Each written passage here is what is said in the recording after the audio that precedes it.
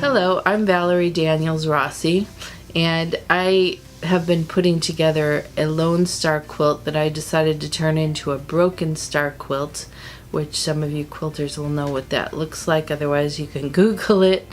And as you may or may not know, that requires a lot of 90-degree diamonds, which are very time-consuming to piece together, and I was looking for easier ways to do that. I looked on YouTube. I tried to find other methods or the easiest, fastest, or more accurate method to do it, and I didn't find anything quite like I was looking for. So I kind of put together several different ideas and ended up coming up with a method that I really like, that I'd like to show you today. So these are 4 of the diamonds that are going to be part of the border of the Broken Star quilt, and just to show what the colors are going to look like together. I started this quilt about 10 years ago, and my son was getting married, and I thought, oh, this will be a good wedding quilt. Well, 7 years goes by, they finally get married, and I wasn't prepared. And so, when I started, it was just a class project, and I decided I want to finish this thing. So anyway, this is the part of the border, and I assume I'm going to try to get a picture when the quilt is complete so you can see the whole thing as well.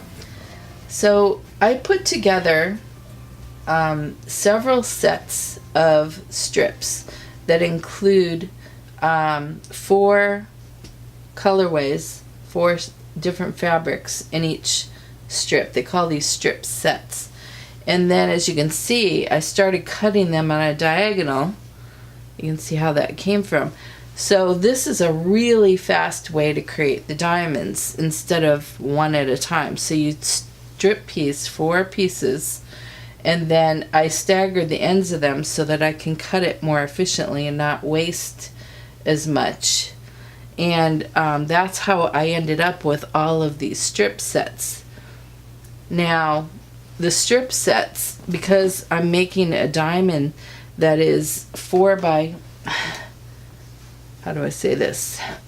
The diamond is actually 8 by 8. Let me move this out of the way. And because of that, you end up needing 4 of this, 4 of this, 4 of this, 4 of this. There's actually 16 separate color combinations, or 16 of these that you have to put together to cut them up to make one diamond. Sounds complicated. And it's just a lot of keeping things in order so they don't get mixed up. So 16 of these strip sets, each one a little different, as you can see, each one a little different. You cut them all on the diagonal on a 90-degree angle, and you end up with 16 separate strip sets. This is the diamond that is not quite completely sewn together yet. These seams will get sewn so that it'll be the 8 by 8 diamond that we're looking for and that you saw earlier. Let me move this out of the way. I find it easier to work for what I'm calling quadrants first, and then just sew the quadrants together afterwards into the diamonds. So here I've got my 16 strip sets, and the first thing I want to do is lay them out how I'm going to sew them together.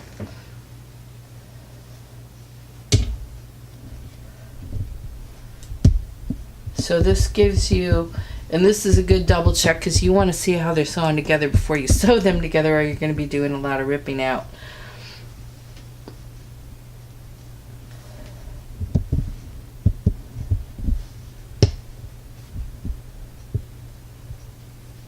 So I'm keeping them, like I said, in quadrants, so sets of 4.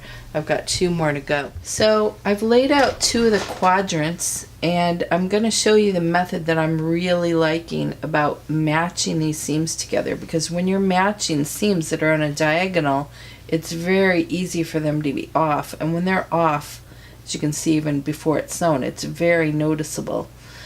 And so what you want to do is get pinpoint accuracy right on the 1/4 inch line of exactly where these are going to be sewn together, which sounds tedious, and it actually is very tedious, but I think I found the fastest way to do that. So I'm going to show you my method. So when I've got the quadrants laid out, I take them in pairs. First, I'm not pinning them yet. I'm just placing them so I know which pieces are getting sewn to which. Laying them on top of each other. I'll do the same over here.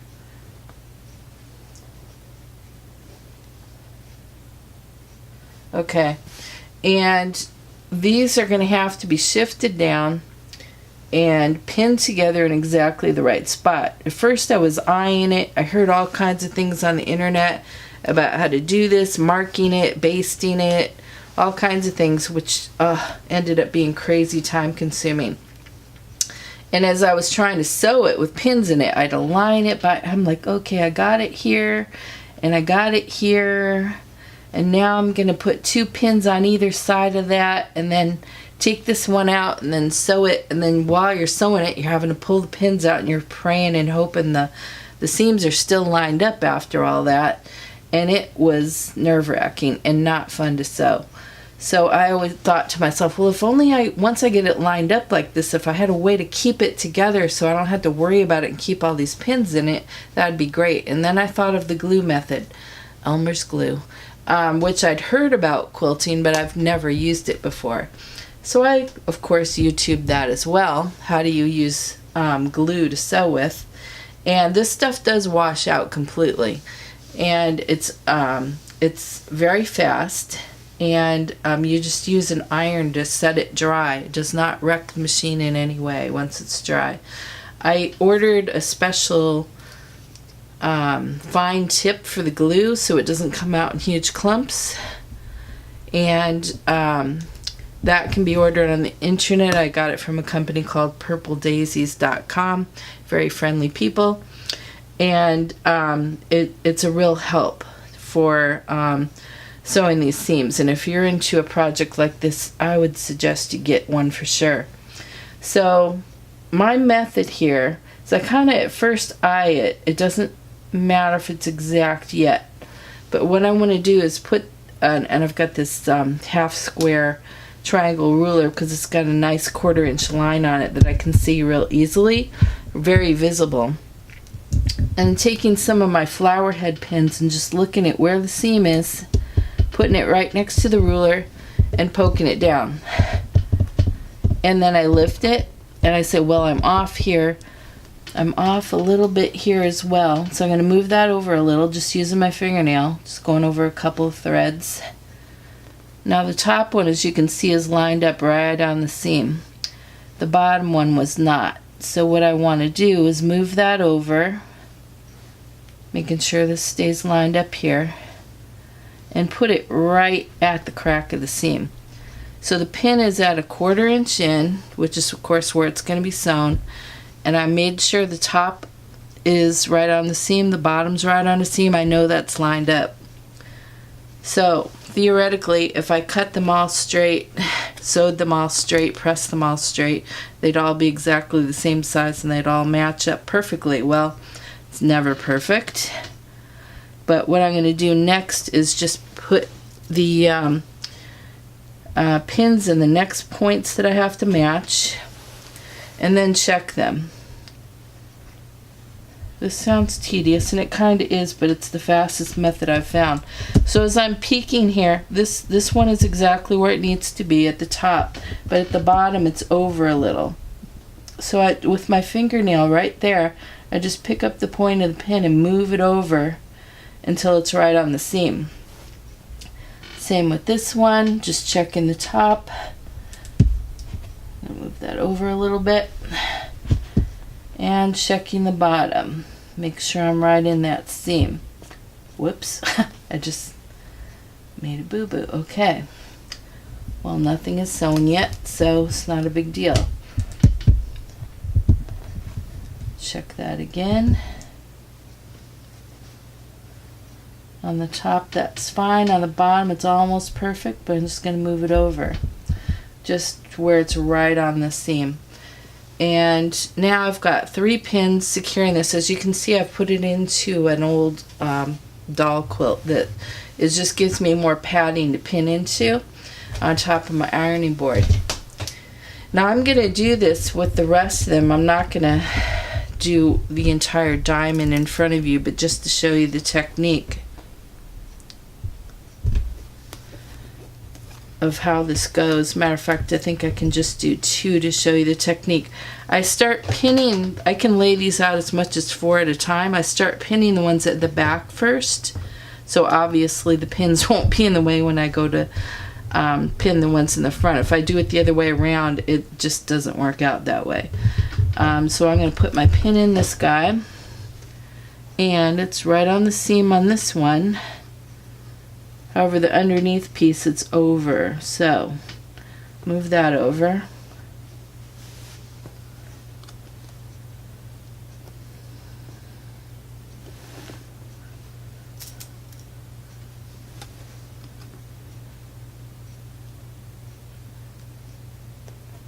Okay, so these are estimates. I know they're pretty much in the right place on this layer, but the underneath layer I'm not sure. So I just put my finger in there, lift it up.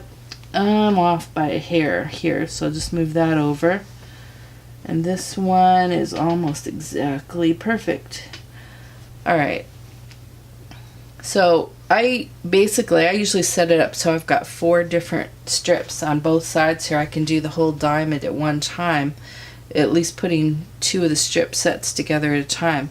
So now what I do is, I know these are completely perfectly aligned. I already checked all the seams. That's the time consuming part. Now I'm just lifting the top layer so that I've got some room to put some glue down. Now when I'm gluing, when I'm pinning, I start in the back row and work my way to the front. When I'm gluing, I start in the front row and work my way back. And you may or may not see I'm putting a little dot of glue right on the upper part of the seam, you know, where it kind of sticks up a little bit, not the underneath part, because that's where it's going to come in contact with the other piece. So I then just gently press that down on top. The pin keeps it perfectly aligned still. Okay, make sure my iron's heated up. And by the way, I just got this iron. They call it Aliso. It was a 15-year anniversary gift from work, weirdly enough, and I thought, why not get something for quilting for working there for 15 years. So when you let go of it, it pops up, so you don't have to worry about it burning anything. When you touch it, it lowers back down. I've got it set on the no steam, and you want to use a hot, dry iron, no steam on this. Now there's glue in here now that's still wet, and what you want to do is heat it both to flatten it and to secure it, so this will be done. So I give it about 5 seconds, move it over, give it another 5, pick it up, do the same there.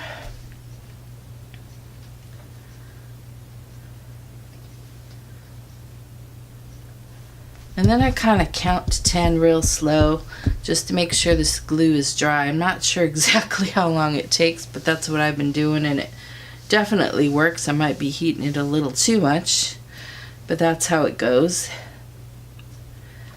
Now this is hot, but it is stuck together. You can see that it's pinned, stuck together by the glue. So I'm going to let that sit for a minute, and I'm going to do this guy. I don't glue all of the pieces at once because I think the glue would dry too quickly that way. I do it each piece at a time. So I've got the pins still in there, so everything's still perfectly aligned. The glue's in there now, and I'm going to heat set the glue.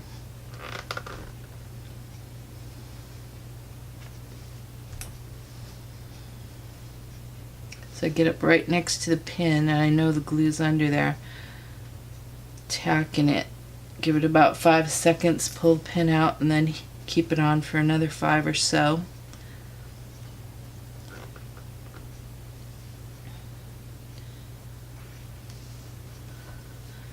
And then count to 10 slowly.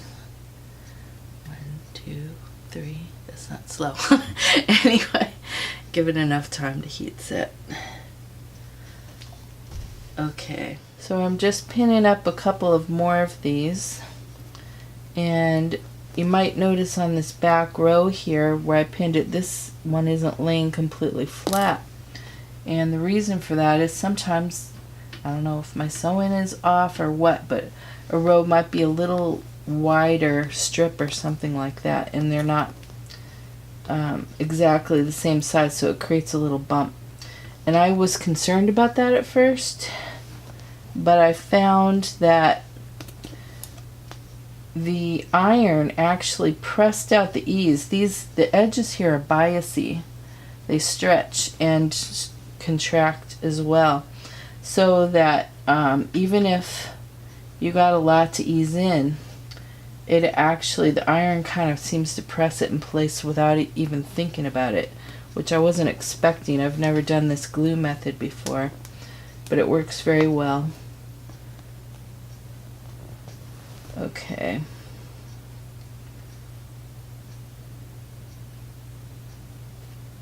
Alright, that's on the seam. This is off, so I'm going to scoot it over. See how sometimes it's just a little more fabric in there on one piece than there is on the other. Like I said, it creates a little excess. So I'm just going to lift these up, get the glue out again, and I put a little dot of glue right where the highest part is. You know, the seam's pressed one way, that creates a higher spot. And right inside the seam allowance. You don't want to get it on the seam allowance. That'll end up, you know, visible on the outside of the quilt. Now these are all completely washable. They the school glue washes out with water. See what I mean about the excess right here? So that happens, at least to me, the way I sew or cut or whatever the case may be. So I set each point one at a time. Now you can see that excess still. Now I'm gonna heat set this guy. So without even paying attention to that excess, I'm just putting the iron right next to the pin. I'm trying to heat the glue under there. Now when I lift it up, you'll see that you hardly even notice any difference. The iron's basically eased in that extra fabric for you. I had no idea that was going to happen. It just happened, and I was happy it did, because it makes sewing a lot easier that way. Alright, got one more piece, and then I'll show you how I actually stitch these together. It's enough to get the idea. So I gently press these down, get them on the glue spot. There we go.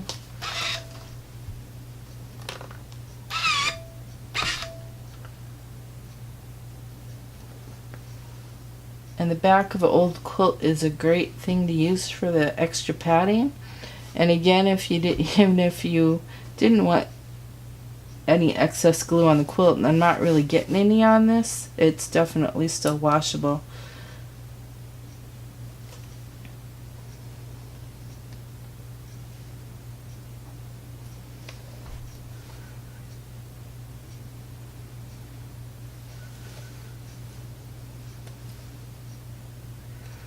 Okay, so you'll see the little tail here. I didn't align this yet, but when I sew it, I will. So I'm not worried about the ends now. That's easy. It's the seams that are so difficult to match. It's critical that those are in place. So all the pieces I glued together earlier are completely glued at the points I need them to be. So I can take this all to the sewing machine and sew them. Okay. Now we have a way of checking when something isn't going to match up well. I usually, after pinning it and gluing it where I need it to be, it's been coming out pretty well. Occasionally I have to move something around a little bit. So the ends here are not sewn, so I match the ends together and then just put it underneath. I've got a foot on this machine. It's got a guide next to it. There's a 1/4 inch foot, but it's got a guide so the fabric won't go beyond that. They have other things at fabric stores where you can actually, almost like a piece of tape, put it on the sewing machine so it creates a barrier in the same kind of way, but you definitely want to be sewing consistent 1/4 inch seams when you're doing this project. All right.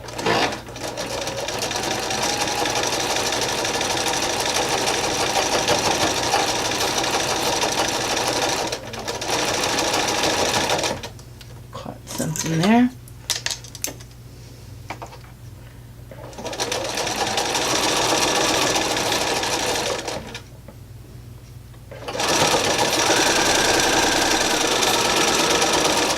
You could probably chain piece this if you wanted to. However, I'm being a little meticulous because this quilt it's real obvious when things don't match.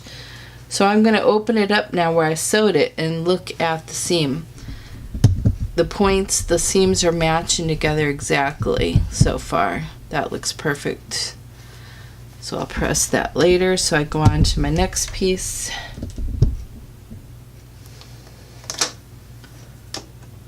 And you can use a thread that is just, you know, a blend of whatever colors you're going to use. In this case, I'm using gray, which works well.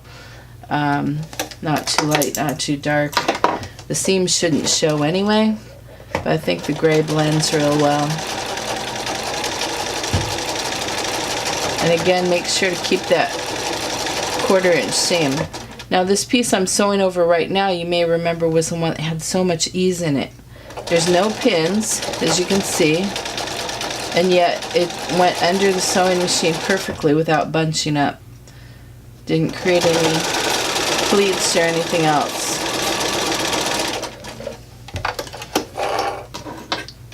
So I'll check this one for alignment. Trim the threads as I go. Open it up. And this one, I'm not real happy with. It looks like the black's extending down a little bit right here. Same here. Same there. What I've found is if it's off like that, if I sewed it a little bit wider of a seam, it will match. So what I'm going to do is sew just on the outside of the line I already sewed.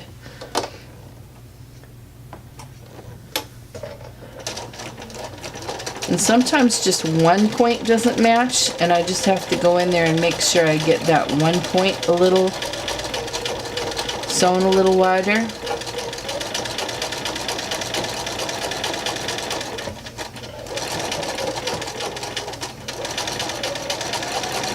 And also with the pressing of it, if you don't press too aggressively, like don't press it maybe completely fully open, then it'll also take care of that problem. I've almost never had to actually rip something out after matching it with the pins as carefully as I did. But as you can imagine, if I still had pins in here and I'm trying to keep this together while I'm sewing it, and you got to take them out as you get to them, and then it can kind of shift around. It was much more difficult to do it with pins in it than it was glued. Now look at that.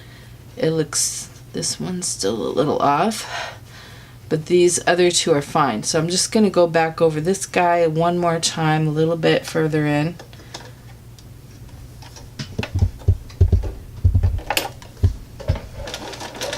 And now you can see the worst case scenario. The first strip I did came out perfectly. This one a little bit more troublesome.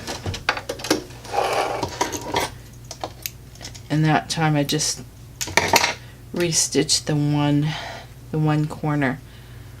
Now that looks pretty well. I think when I press it, that won't be visible at all. Okay. So I sewed together 4 of the strip sets that you saw me glue together, and they're all looking all matched up now. So now what I want to do is press them open, and I've found that you want to press the seam the same way every time.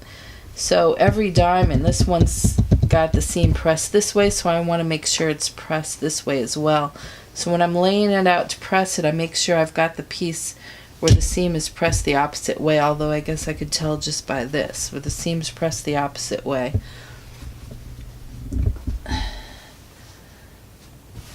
Alright, so first I just press the seam to set that thread in there, and then I open it and let the iron kind of press it open. Give it a little shot of steam, and there I've got one sewn together.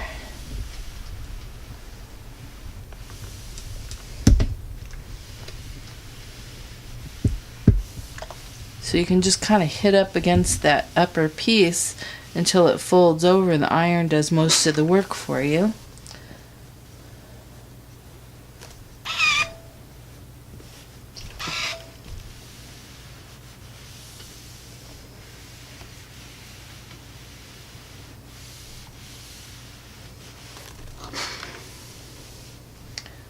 One more. So now I've got 4 sets, each with a what they call a strip set, the strip of 4 sewn together. So that's a total at this point of 2 quadrants. Now which way? It's like I told you, it's easy to get these things mixed up. You gotta figure out how this goes together in order to get it right. See? Easy to get them mixed up, so I always want to lay it out again to see it the way it's supposed to be before I go to sew another seam. Put that there, and this one's gonna go there. Yeah, so now I've got basically what's two of the quadrants done, and I'm not going to go through and glue, but you'll use the same method to glue the next seam, using the pins, using the glue, heating it, and then sewing it. And the sewing goes so much faster with the glue there, and with no pins to take out, it's smoother, less bumps, more accurate. And when I get to another stage, I'll probably video that and show you how it goes, or show you the finished quilt. And that's all I have.